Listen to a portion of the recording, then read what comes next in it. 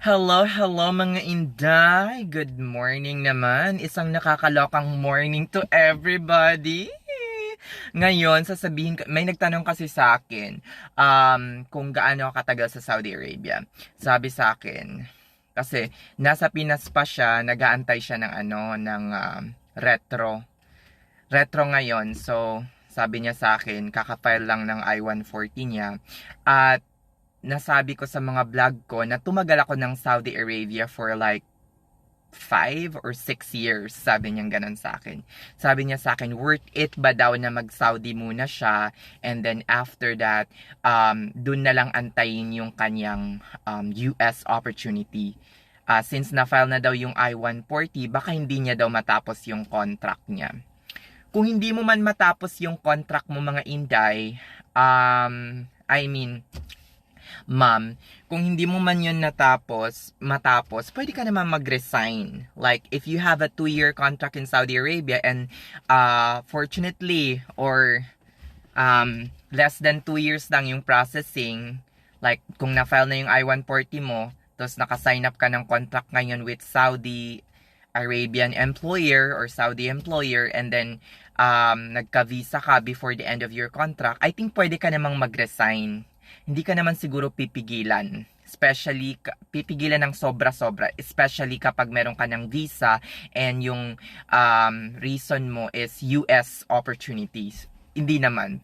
Sometimes, supportive naman yung mga employer, yung mga head nurse, based from my experience nung nasa Saudi pa ako.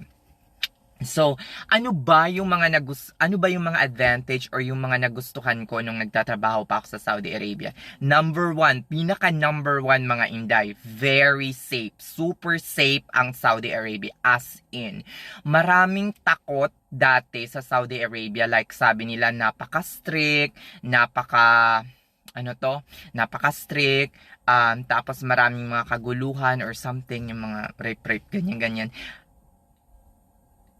in which kabaliktaran yung naramdaman ko nung nandun ako sa Saudi Arabia. As in, super safe.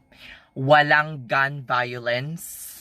Not everyone is allowed to carry gun. Even if you are a police officer or something, or a military officer, hindi lahat pwedeng magdala ng baril.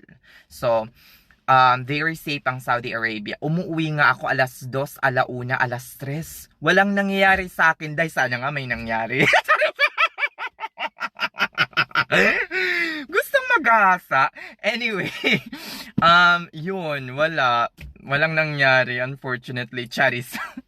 Napaka-safe. Yun yung nagustuhan ko sa Saudi Arabia, as in super safe. Number 2, tax-free yung salary. Wala ka nang aalalahanin. Wala kang alalahaning bills, wala. As in, free ang transportation, free ang accommodation. Sometimes meron pang free na pagkain sa dietary, yung mga ibang ospital.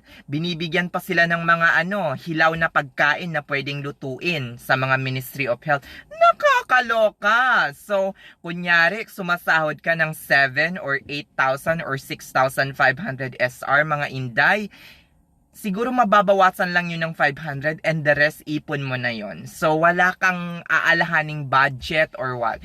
Ang aalahanin mo lang ay magtrabaho, gawing healthy yung katawan mo, at sipag, tiyaga, at mahabang pasensya pag nasa Saudi Arabia ka. Kasi nga, syempre, yung tingin ng mga tao doon sa mga nurses is parang utusan lang ng mga doktor. So wala na tayong magagawa doon kung yun talaga yung culture nila mga Inday. As in, sino ka ba? Charis, sino ka ba para baguhin yun, Charis? Hindi naman. Wala na tayong magagawa doon. Kung ayaw mo ng ganong pamamalakad or ayaw mo ng pamamalakad ng ospital, kung ayaw mo ng ganong culture, edi after, dapat, nung nandun ka pa sa Saudi Arabia, dapat, nagpa-process ka na or nangangarap ka ng pumunta ng UK, pumunta ng Germany, pumunta ng Ireland, or pumunta dito sa Amerika, di ba? So, yun yung pinaka-second. Safe, tapos tax-free yung salary. As in, super-duper mga Inday. Tax-free siya. Pangatlong nagustuhan ko doon is that kapag tumatagal ka na, like more than 3 years or more than 5 years ka na mga Inday, wala ka ng, parang petics ka na. Yung seniority level mo mga Inday as in bonggang-bongga. Ina-acknowledge ka na talaga ng mga doktor, yung mga co-nurses mo parang hindi ka na basta-basta nagagalaw, hindi ka na basta-basta na float, parang nire-respeto ka na mga Inday as in. Pero dito sa Amerika mga Inday, kahit tumagal ka ng 5 years, 10 years, nakakaloka. Sorry ka, work is work mga Inday. Pantay-pantay kayo, Day. Pantay-pantay ang isang nurse na bago at isang nurse na batikan na. Hindi porket batikan ka na dito, magpe-petics-petics ka na. Pero sa Saudi Arabia, kapag more than 4 years ka na or more than 5 years ka na, yung parang chill-chill na lang. Para ka na lang naglalaro. Pumasok ng ospital. Ewan ko sa iba, pero yun yung naranasan ko. Nung mag more than 4 or 5 years ka na, parang medyo chill-chill ka na lang ng konti mga Inday. So yun. Ano pa ba yung mga nagustuhan ko sa Saudi Arabia? Yung bakasyon mga Inday, as in, mga Inday, bumabaha ng bakasyon doon, Day. As in, minimum na ang 30 days per year. As in, nakakaloka. Mahabang bakasyon. Pero dito sa Amerika, mga Inday, as in, kailangan mong, like, tipirin yung bakasyon mo. Pwede ka, meron namang 12 days na PTO. Tapos, yung paplatan mo lang kasi per week is 3. So, parang isang buwan na rin yun. Yung 12 to 14 days, parang more than a month na rin yun. Pero mga Inday, hindi mo siya paplatan ng isang buong buwan kasi pag PTO kasi regular lang yung rate na nakukuha mo. So gusto mo na at least every 2 weeks ka lang sa kada isang bakasyon. So para yung next 2 weeks mo mataas din, mas mataas yung kikitain mo.